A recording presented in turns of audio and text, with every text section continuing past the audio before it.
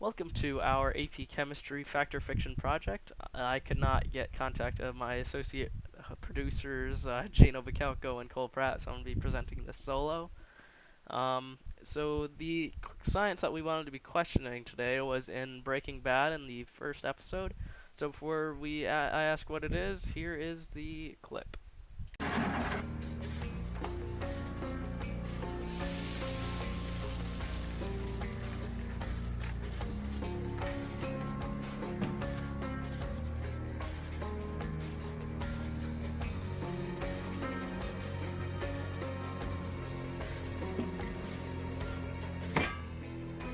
Move it, Holmes. You got all day? Okay.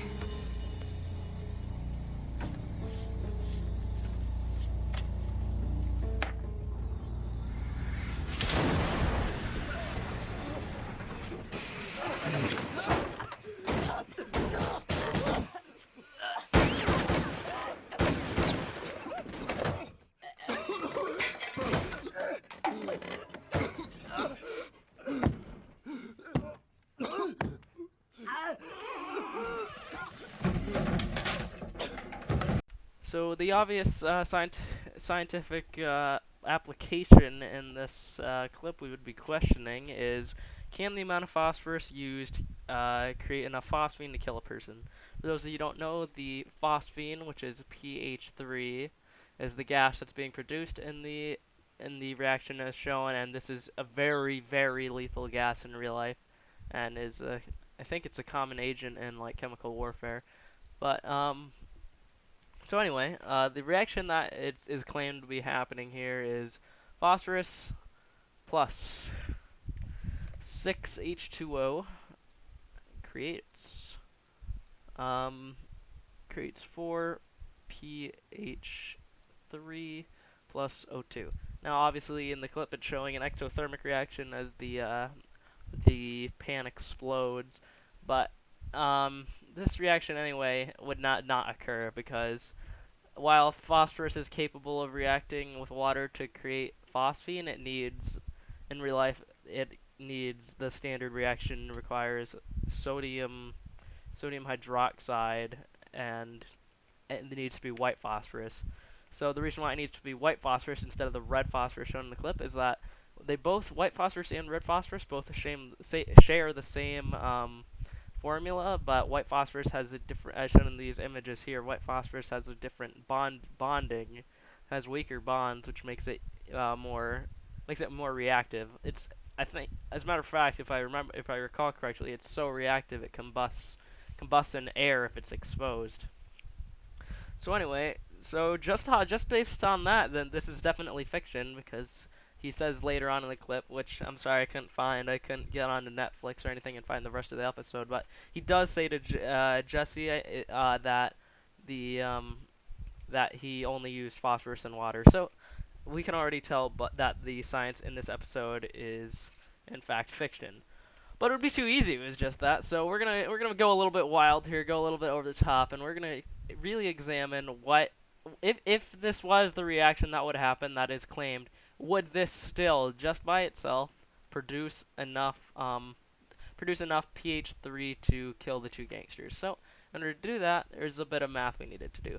First of all, here's a picture of the container if I did it properly. I'm gonna okay, so that's the container, so I'm gonna resketch it here. It's pretty. I'm not a good artist, and I have trouble using a mouse for this, but it's okay.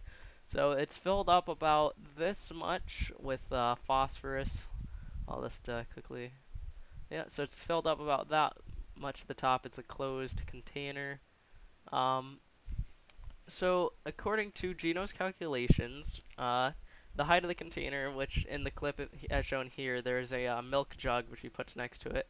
If you can analyze he used a milk jug in real life and compared the heights, and the height came out to a length of 8 inches, and then in order to find the radius of the cover here, it's because we're trying to find the volume of this to get the percentage of this in that volume, and the radius, he took he saw he in the clip there's a gangster puts his gun on the cover, so, and luckily Gino happened to own the very same firearm, so he took that and I'm just kidding. He went on a website, but he took it and he related the measurements, and that has a radius of 1.75 inches. So now, if using geometry, the equation for a volume of one of these cylindrical objects is pi. I'm really sorry about my drawing, but pi r squared times the height is the equation. You insert these as numbers, plug them in there, you get a good old 76.97 inches cubed. Now you take that number. We're gonna find the density of. You're gonna use the density, and well, first let's get the percentage. Gino also got this. He took a ruler when the picture came up on the screen, and he got the proportion of this compared to the whole length, put it over, and the percentage he got was 17.857%. All right. So that is how much of, so take this times 76.97 times 1 inch cubed equals 16.3871 centimeters cubed. You get a total volume of 225.233 centimeters cubed.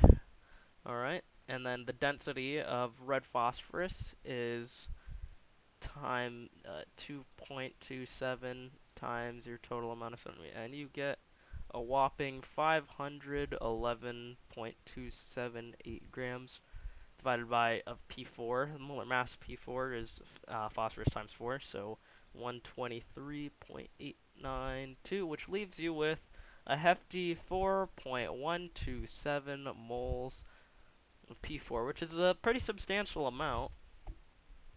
Um, so, oh yeah, and in the balanced equation we had earlier with the P4 plus water creating 4pH3, you do the math there, multiply this times 4, you get you have 16.688 moles of pH3.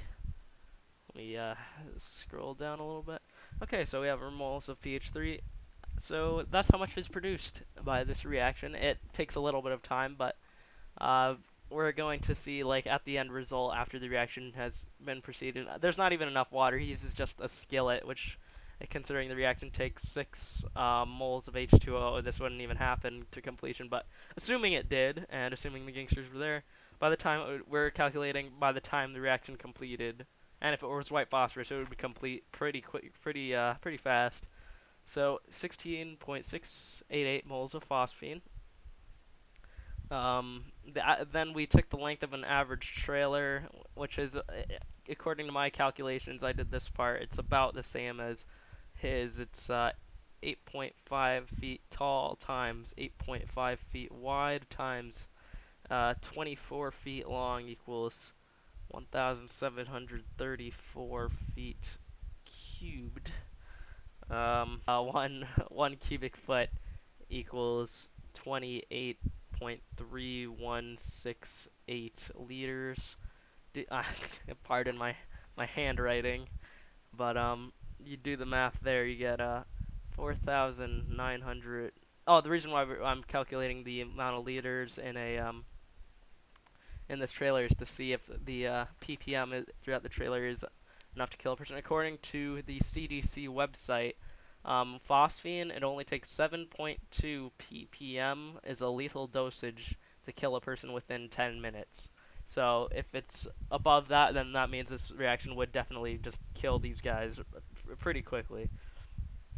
So that is the amount of liters in an entire in the entire trailer. We know that well, 1 ppm, if you don't know the units on that, it's like 1 milligram per liter is an equivalent to that. So I'm going to find the amount of milligrams over this many liters. So we have, as seen earlier, 16.688 moles So 16.688 times the molar mass of 33.997 we get. I'm not gonna write that out because I'm just gonna spare you of my handwriting. Equals 567.356 grams times 1,000 for milligrams. Uh, 567,351 over your amount in liters. Bring that down, and you get a ppm of 11.55 ppm. And one lethal dosage is 7.2 ppm. So these gangsters they'd get wrecked pretty badly by this pH3. The way this works is it reacts with the lungs, and yeah. The the scene is fiction, obviously, because the reaction won't go at this speed or to completion with. It actually won't proceed at all with red phosphorus. You need sodium hydroxide and white phosphorus. So it's fiction, but if the reaction did proceed and they used white phosphorus and sodium hydroxide, then it would be accurate, and those gangsters would die as shown in the clip. So that is our AP Chem Factor of Fiction project. Thanks for watching.